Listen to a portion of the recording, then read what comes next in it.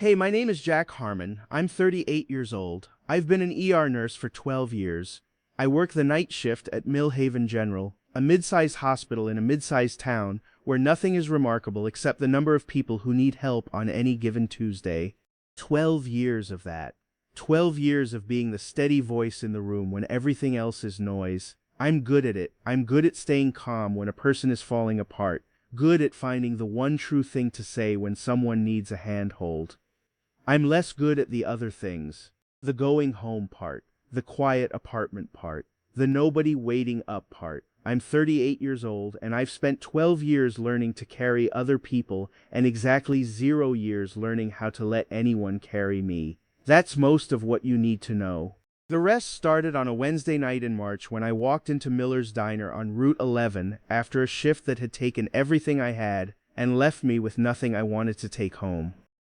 Miller's was the kind of place that stays open late because some people need somewhere to be after midnight that isn't their own four walls. Counter seating, 4 booths, pie under a glass dome. I'd driven past it 100 times and never stopped. That night I stopped. I sat at the counter. The place was almost empty, the way diners are at that hour, when only the people who need to be somewhere are left. A man in a trucker hat at the far end. A couple in the last booth not talking. I ordered coffee and whatever the soup was, and I sat there with both hands around the mug trying to let the shift go. The shift that brought me to Miller's that night had started at 7. By 9 we had a man in his 50s who'd come in complaining of indigestion. It wasn't indigestion. By 11 we had a teenager from a car accident whose mother arrived 20 minutes after he did and stood in the hallway making the sound that mothers make when the world has done something to their child. By 2 in the morning, we'd lost the man in his 50s. His wife was in the family room, and I was the one who went in. I'm good at that part too. I've had to be. You say the true thing clearly, and you stay in the room while it lands, and you don't rush the silence after. It's the hardest thing I do, and nobody trains you for it. They just put you in rooms until you learn. I got to my car at 3:15. I sat in the parking lot for 10 minutes doing nothing in particular. The heater running, the radio off, thinking about the man's wife in the family room, the sound she'd made. Then I saw the Miller's sign on Route 11 and I took the exit. I don't know exactly why, maybe just that I wasn't ready for the apartment, maybe just that a lit window was better than a dark one. Some decisions don't have reasons, they just have outcomes. That's when I heard her stop behind the counter. I looked up. The waitress was standing still with a coffee pot in her hand. She was about my age, auburn hair, green eyes. The particular look of a person who has just seen something they weren't expecting and is trying very hard to appear normal about it. "I'm sorry," she said. "I don't mean to stare." "It's all right," I said. She poured my coffee. Her hand was steady, but her voice wasn't quite.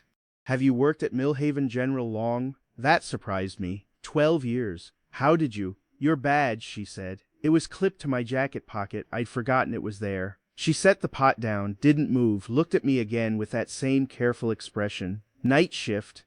"Yes." She nodded slowly. Something was happening behind her eyes that I couldn't read. "Can I ask you something?" "Sure." She put both hands flat on the counter. "This is going to sound strange. And if I'm wrong, I'm sorry, and I'll refill your coffee and pretend I didn't say anything." She took a breath. "But 6 years ago, were you working the ER on a Saturday night in October? A car accident. A woman and a 2-year-old girl." I looked at her for a moment. "I work a lot of Saturday nights." I know you do. I know you don't remember." She was very steady now, like someone who had rehearsed this. "But I need you to know, you don't know me, but you saved my life." The counter went quiet between us. "My name is Claire," she said. "And I have been hoping I'd find you for 6 years." I didn't know what to say, so I did what I do when something gets too close. I looked down at my coffee. "You probably see hundreds of people," she said. "I know that. I'm not expecting you to remember. I saw your badge and I thought maybe I was wrong, but your face?" She stopped. "I've thought about your face a long time." "Tell me," I said. She looked at me. "You sure? Tell me." She poured herself a small coffee, the kind you pour when you need your hands occupied, and she told me 6 years ago she'd been driving home from her mother's house on a wet October night. Her daughter Lily was in the car seat in the back, 2 years old, asleep. A truck ran a red light and hit them on the driver's side. Claire's car spun across 2 lanes and stopped against a guardrail. She didn't lose consciousness. She just sat there in the silence after, with the airbag deflated in her lap, and she couldn't move. Not because she was badly hurt, because she couldn't hear Lily. That 5 seconds, she said, before I heard her cry. That was the longest 5 seconds of my life. Lily was fine, a bruise on her shoulder from the harness. Claire had a broken wrist, 2 cracked ribs, and a cut above her eye that needed 8 stitches.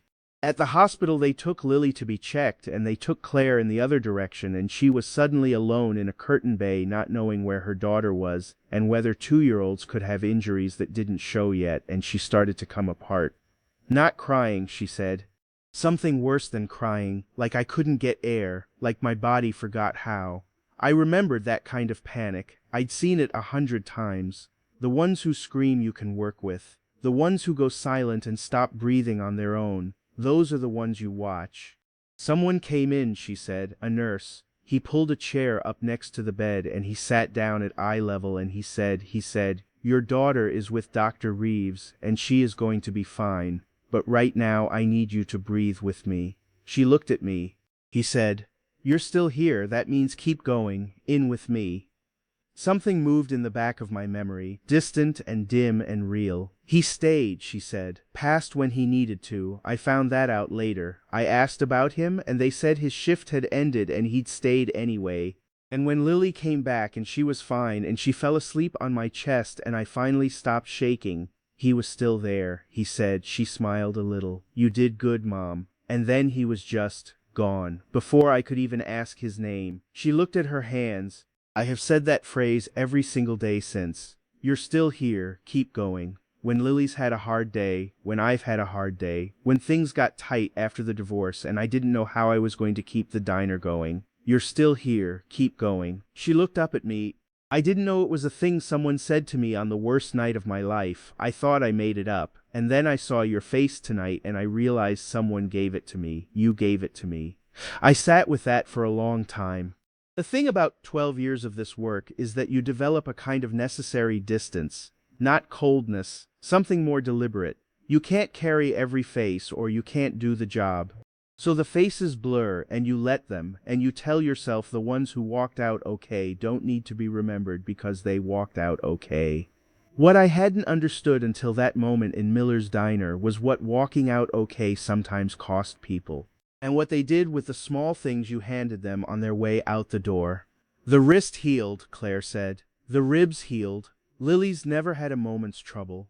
She looked at me directly. But you're still here, keep going. That one never went away, that one I use. How'd you end up here? I said. The diner. My grandmother's, she said. She left it to me. I was working a corporate job that was eating me alive and she left me the diner and I thought, you're still here, keep going, that small smile again. So I did. I looked around the place, the counter worn smooth by years of elbows, the pie dome, the couple in the last booth who were now talking quietly. It's a good diner, I said. It's a great diner, she said, and she meant it completely. We talked until the last customer left. I don't know how long that was, long enough that my coffee went cold twice and she refilled it twice without being asked. And once she brought a second slice of pie I hadn't ordered and set it down without comment, and I didn't say anything about it either.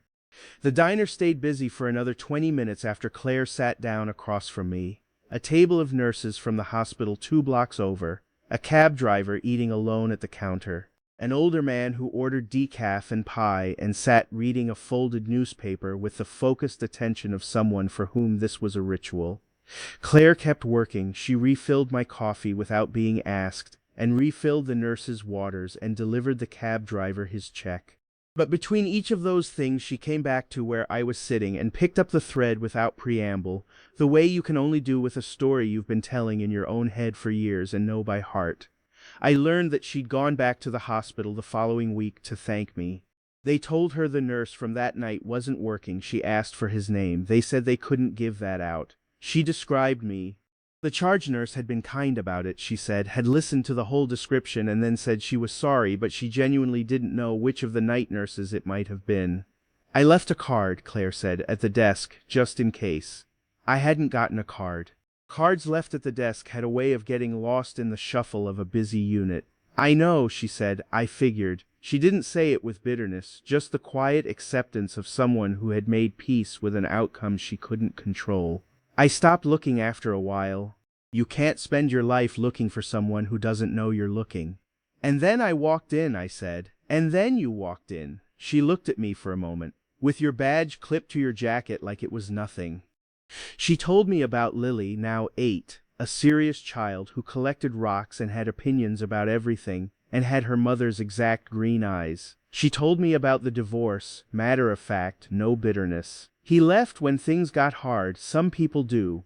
I told her about the shift that had brought me in that night, a man I'd lost. Not from anything we did wrong, sometimes there's nothing right enough, but the particular weight of it. She listened the way most people don't, without fixing. I hadn't meant to stay at Miller's as long as I did that first night. I'd come in for soup and coffee and the particular comfort of a lit window at midnight. I stayed 3 hours, that surprised me. The soup was good, that was real. Chicken with something in it, thyme maybe, or something I couldn't name but kept tasting. I ate the whole bowl and then ordered pie because it seemed wrong to be sitting in a diner past midnight and not order pie. The slice was larger than I expected and arrived without my asking. I ate that too. The thing about 12 years of night shifts is you eat at strange times and you eat alone, and eventually you stop thinking of meals as events. You think of them as tasks, something between procedures. You get efficient about them, and efficiency is not the same as pleasure. Claire refilled my coffee 3 times before she sat down across from me. Each time she did it, she didn't ask. She just read the cup and refilled it, the way experienced diner people do, not servile, just competent. I found that restful in a way I wouldn't have been able to explain at the time. Still can't, exactly. When she finally sat down with her own coffee, small, black, same cup she'd been refilling for herself throughout the shift, I thought she was going to tell me they were closing. She wasn't. When I finally left, it was past midnight. I stood in the parking lot in the cold and felt something I hadn't felt in a long time. Like I'd been handed something, like someone had sat down across from me, and for once I hadn't been the one doing the sitting. And then I drove home and nearly ruined everything. This is the part one least proud of. The part one suspect a lot of you will recognize. I got up my stairs and into my apartment, and the old voice found me before I'd even taken my jacket off. That was gratitude, it said. That woman spent 6 years being thankful, and you walked in tonight and she got to say it. Good. That's a good thing. It's over now. Don't make it something it wasn't. Don't go back in there and make her uncomfortable. Don't be the nurse who read a free coffee and a kind story as an invitation. She was being grateful.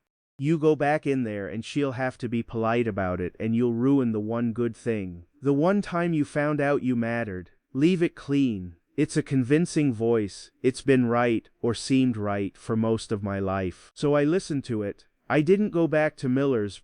I drove past Route 11 on the way to my shifts, and I didn't take the exit. 4 days went by. 5. I told myself I was being considerate. Really, I was doing what I'd always done, getting out the door before anyone could decide they didn't want me to stay. 10 days after that night, I was charting between patients when one of the other nurses came to find me. There's someone at the desk asking for you, she said, by name. Claire was in the waiting room, and she wasn't alone. Standing next to her, holding her hand with the particular seriousness of an 8-year-old who has been told this is important, was a small girl with green eyes and auburn braids and a rock in her free hand that she'd apparently been carrying since they left the house. Claire looked at me, not angry, not wounded, just clear. The look of a woman who had made a decision. The girl looked at me with those serious eyes and said, "Are you the man from Mom's story?" "That depends on the story," I said. "The one she tells every year on my birthday." She held up the rock. "I brought you this. It's a good one. Mom said you might need something." I looked at Claire. "Lily thinks rocks fix things," Claire said. "She's not wrong." I crouched down to Lily's level the way I'd crouched to her mother's level in a Curtin Bay 8 years before. "What kind of rock is it?" "Quartzite," Lily said, with the authority of someone who had looked this up. "It's very hard, it doesn't break easy." "That's a good thing to be," I said. She held it out. You can have it. I took it. It was smooth and cool and heavier than it looked. I stood back up and looked at Claire, and she looked at me, and I knew she'd come here because I hadn't. Because she'd waited 10 days and I hadn't come back, and she'd decided she wasn't going to let me. You didn't come back, she said. I figured you'd talked yourself into a reason why you shouldn't. She tilted her head slightly. You strike me as someone who's very good at that. I am, I said. I know, she said. I spent 6 years learning to say you're still here, keep going, every time that voice showed up. So when you didn't come back, I thought, well, someone should say it to you. I held the quartzite rock, cool and heavy, and looked at this woman who had driven to a hospital on a Wednesday morning with her daughter and a piece of hard stone because a man had been too scared to take the exit off Route 11. Claire, Jack, would you like to have dinner? I said. Not at your diner, somewhere where you're not working. She almost smiled. I've been waiting 10 days for that question. I'm sorry it took me that long. Yes, she said simply, you are. And then Lily tugged her hand and said, can we get lunch? I gave away my rock, and now I want pie. We took it slow because neither of us was built for anything else. Dinners, at other places first. Then at Miller's after close when Lily was asleep and Claire's night cook had gone home. Long evenings at the counter with the lights turned down low, the kind of talking that happens when you're not performing for anyone. She told me about the years raising Lily alone after the divorce, the specific fatigue of being the only one who shows up. I told her things I hadn't said to anyone. About the man I'd lost the night I first walked into her diner, about the ones before him, about 12 years of being the steady hands and then going home and having no one to hand anything to. You've been carrying it alone, she said. Yes, I said. So have I. She looked at her hands. Maybe we've both had enough of that. The quartzite rock Lily gave me sat on my desk at work for a month before I moved it home. I didn't plan that. I just kept not moving it. It sat beside the phone and the hand sanitizer and the pen I used for charts, and I'd look at it sometimes between patients. Heavy, smooth, hard to break. One of the other nurses asked me about it. Nikki, who'd worked nights with me for 6 years and knew my routines the way you know someone's routines when you spend that many hours together. She picked it up and turned it over. Rock, she said. Quartzite, I said, it's very hard. Doesn't break easy. She set it back down. Someone gave this to you. An 8-year-old. Nikki looked at me for a second. Jack, yes. Is this the same 8-year-old whose mother you've been driving past on Route 11 every night for 2 weeks without stopping? I didn't answer that. Go back, Nikki said. The kid gave you a rock. That's not nothing. She was right. Nikki was usually right. I just needed a day or two to get there on my own. The first dinner we had outside the diner was at a Thai place 2 towns over that Claire had been meaning to try for 2 years. This is a thing she told me at dinner. She had a list of places she'd been meaning to try, not written down anywhere, just carried. Places people mentioned or she drove past and thought, some other time, some other night. Do you ever actually go to them? I asked. Slowly, she said. I got here eventually. She ordered the same thing I ordered, not because she was following my lead, she'd looked the menu over already, but because we'd both landed on the same thing by reading the menu the same way. I noticed this. I didn't mention it. We talked about work. Not the hard parts yet. Those came later, when we trusted each other more. Just the texture of it. What it felt like to be responsible for the same people every week. The regulars at her counter and the recurring faces in my unit. She had a man who came in every Friday morning and always ordered the same thing and always left the same tip, and she'd been quietly worried about him for the last 3 weeks because he'd seemed off. I told her about a woman in her 80s who came into the ER 4 times in a year, always for something small, always genuinely ill but not gravely. And I understood that she came in partly because there were people there who knew her name. You think about them, Claire said, after. Too much, probably. No, she said, that's the right amount. What I learned about Claire over those months was layered in the way real people are, nothing you can sum up in a sentence. She was practical about things other people were sentimental about, and sentimental about things other people were practical about. She thought the diner's decor was perfect because it hadn't changed in 40 years, and change for its own sake was not a value. She cried at children's movies. She had an opinion about the correct way to fold a dish towel that she would defend at length, and had been known to refold towels that other people had done wrong. She was a patient mother in the way that takes real discipline, not performing patience but actually having it, built up over years of a child who had strong opinions and no volume control. She was the same way with me. When I was difficult, she didn't manage me, she just stayed.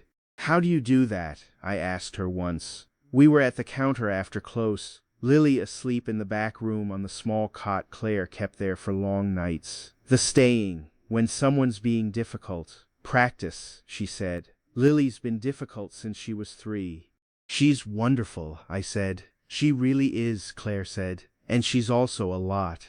She looked at her coffee. "The trick is you decide first. Before the hard part. You decide they're worth it, and then when the hard part comes you don't have to decide again." She looked up at me. "I decided about you before the hard part." I didn't know what to say to that, so I looked at my coffee, which is what I do. "I know," she said, "you're working on it." Lily didn't warm up to me quickly, and I didn't expect her to. The first month I was around, she was polite in the careful way of a child who has been told to be polite and is choosing to follow instructions for her own reasons. She answered my questions. She showed me things she was proud of when it came up naturally. She didn't go out of her way. I didn't push. I've never been good at performing warmth. I can do genuine warmth, but it has to go somewhere real, or it just sounds like a work voice. So I was quiet around her at first, and I waited for something genuine to find. It found me on a Saturday in November when Claire was in the back room on a call with her produce supplier, and Lily came and sat at the counter 3 stools down from where I was waiting, and opened a library book about plate tectonics. I said nothing. She read for 5 minutes. Then, without looking up, she said, "Did you know the Himalayan mountains are still growing?" "I didn't know that," I said. "A centimeter a year. It's very slow, but it adds up." She turned a page. "Most important things are slow." She said it the way 8-year-olds say things they've heard somewhere and are now testing out loud. I didn't point that out. "That's true," I said. She read another minute. "My mom likes you," she said, not looking up. "Informational." She doesn't say it, but I can tell because she laughs different. She closed the book with her finger in it and went to find her mother. I sat there for a while with that. Lily tested me. 8-year-olds do, especially the ones who've watched a man walk away before. She was subtle about it, the way children aren't subtle, asking me impossible questions with a straight face, seeing how I handled being wrong, watching whether I showed up when I said I would. I showed up. It's the one thing I've always been good at. Show up, stay calm, don't leave. One Saturday in November she decided I was allowed to come to her rock show. This was an exhibition she'd organized in the living room. 12 rocks on a folded dish towel, each with a hand-printed label. I sat in the audience, Claire on one side, an empty chair on the other for a stuffed bear named Gerald, and Lily walked us through each specimen with the gravity of a museum curator. "This one is granite," she said. "It's common, but that doesn't mean it's not good." She looked at me when she said it. I looked at Claire. Claire was looking at the ceiling. "Did she?" I said quietly. "She did," Claire said. "She's 8. She really is." Claire told me about the divorce the way she told most hard things, directly, without softening it into something more comfortable. They'd been married 4 years. Lily was 2 when the accident happened. 2 when Claire was in the hospital for 3 days with a broken wrist and cracked ribs, and a nurse she couldn't find afterward who'd said the thing that got her through. Her husband had come to the hospital. He'd been appropriately worried. But there was something in him that the accident had shaken loose. Not grief, she said. Something closer to alarm.